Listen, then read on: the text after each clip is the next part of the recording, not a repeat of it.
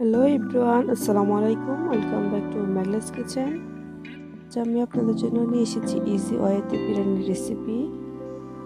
ম্যারিনেটের ঝামেলা ছাড়াই আপনারা ঝটপট যে কোনো সময় এই বিরিয়ানিটা বানাতে পারেন। এটি হলো ওয়ান প্যান চিকেন বিরিয়ানি। এই বিরিয়ানি রেসিপিটি একদম সিম্পলভাবে করেছি, যাতে আপনার কিচেনে থাকা উপকরণ দিয়েই এই বিরিয়ানিটা আপনারা বাসায় তৈরি করতে পারেন।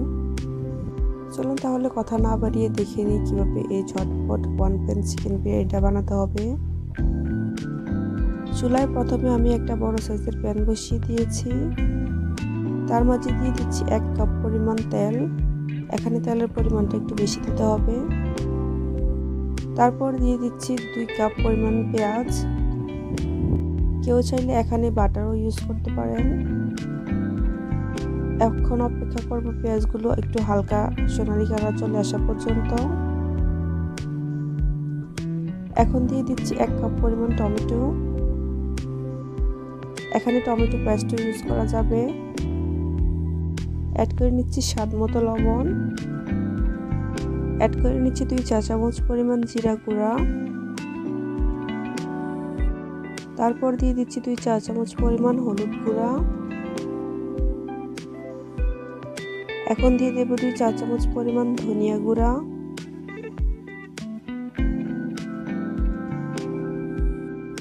তারপর অ্যাড করে নিচ্ছি 2 চা চামচ পরিমাণ মরিচ গুঁড়া। এখানে চালটা আপনারা আপনাদের পছন্দ মতো দিতে পারেন। অ্যাড করে নিচ্ছি সামান্য পানি। একটা কাঠির সাহায্যে ভালোভাবে মিশিয়ে নিচ্ছি। মেশানো হয়ে গিয়েছে। এখন আমি দিয়ে দেব গোটা গরম মশলা। প্রথমে আমি দিয়ে দিচ্ছি 4 থেকে 5টি এলাচ।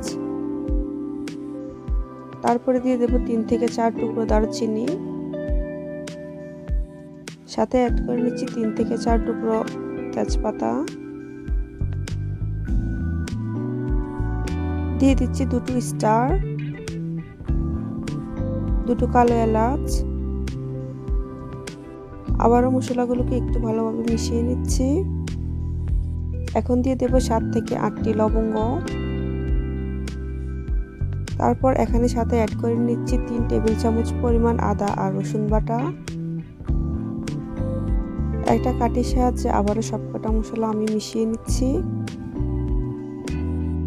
মেশানো হয়ে গিয়েছে। এখন দিয়ে দিচ্ছি 2 টুকরো জয়ত্রী। এখানে আমি হাফ জায়ফল বেটে দিয়ে দিব। আপনারা চাইলে গুঁড়াও ইউজ করতে পারেন। তারপর এখানে সাথে অ্যাড করে নিচ্ছি চিকেন। এখানে 2.5 কেজি চিকেন আছে।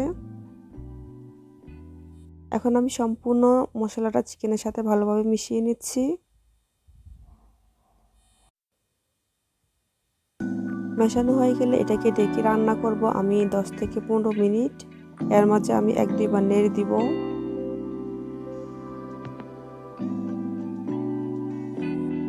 ফিরে এলাম 10 থেকে 15 মিনিট পর। চিকেন থেকে মোটামুটি অনেকটা পানি উঠেছে। একটা কাঠির সাহায্যে ভালোভাবে নেড়ে নিচ্ছি। এখন আমি দিয়ে দিচ্ছি 2 চা চামচ পরিমাণ গরম মশলা গুঁড়া। এখানে আমি আরও দিয়ে দেব 1 কাপ পরিমাণ টক দই। সম্পূর্ণ দইটা দেওয়া হয়ে গেলে আবারও একটা কাঠির সাহায্যে ভালোভাবে মিশিয়ে নিতে হবে।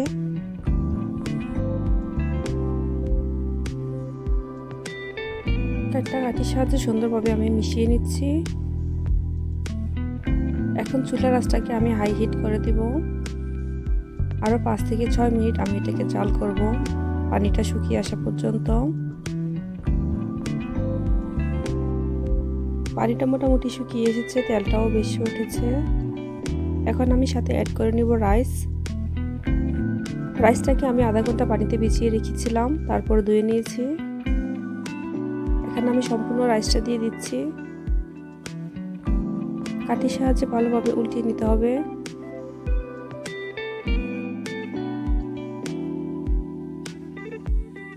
মেশানো হয়ে গিয়েছে। এখন আমি সাথে অ্যাড করে দিচ্ছি স্বাদ মতো লবণ। লবণটা দেওয়া হয়ে গেলে এখন আমরা চালটাকে ভালোভাবে ভেজে নিব। 5 থেকে 7 মিনিট চালটাকে ভাজতে হবে। এই পর্যায়ে এসে কেউ চাইলে কেওড়া জল অথবা গোলাপ জলও ইউজ করতে পারেন। চালটাকে 5 থেকে 6 মিনিট ভাজা হয়ে গিয়েছে। এখন আমি সাথে অ্যাড করে নিব গরম পানি। পানির পরিমাণটা আপনারা আপনাদের পছন্দ মতো দিতে পারেন। আমি সাধারণত 1 কাপ চালের সাথে 2 কাপ পানি দিই। এখানে আমি দিয়েছি প্রায় 6 কাপ চাল, তার জন্য আমি দিয়ে দিচ্ছি 12 কাপ পানি। সম্পূর্ণ পানিটা দেওয়া হয়ে গেলে একটা কাঠির সাহায্যে ভালোভাবে মিশিয়ে নিতে হবে।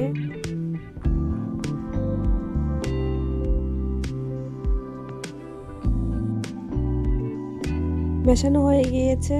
এখন আমি সাথে অ্যাড করে নিব ভাজা ডিম। ডিমটা অপশনাল, কেউ চাইলে এখানে স্কিপ করতে পারেন। এখানে আমি ডিমটাকে সেদ্ধ করে জাস্ট হালকা তেলে ভেজে নিয়েছি।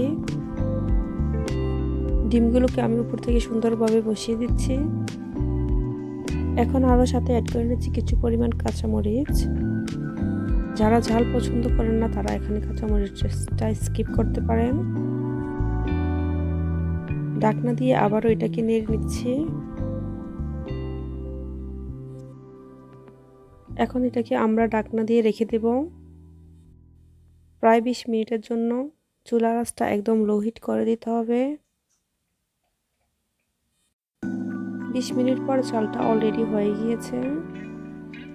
বিরিয়ানিটাও একদম ঝরঝরা হয়েছে। আশা করি আপনারা দেখেই বুঝে নিচ্ছেন।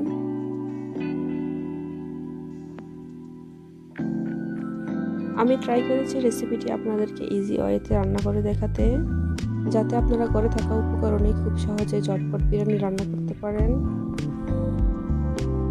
ভিডিওটি ভালো লাগলে একটা লাইক দিতে পারেন। অবশ্যই আমার ভিডিওগুলি আপনারা আপনাদের ফ্রেন্ড এন্ড ফ্যামিলির সাথে শেয়ার করতে পারেন। যারা আমার চ্যানেলটা সাবস্ক্রাইব করেন নাই তারা অবশ্যই সাবস্ক্রাইব করে যাবেন। রেসিপি সংক্রান্ত কোনো কোশ্চেন থাকলে অবশ্যই লিখতে পারেন কমেন্টস বক্সে।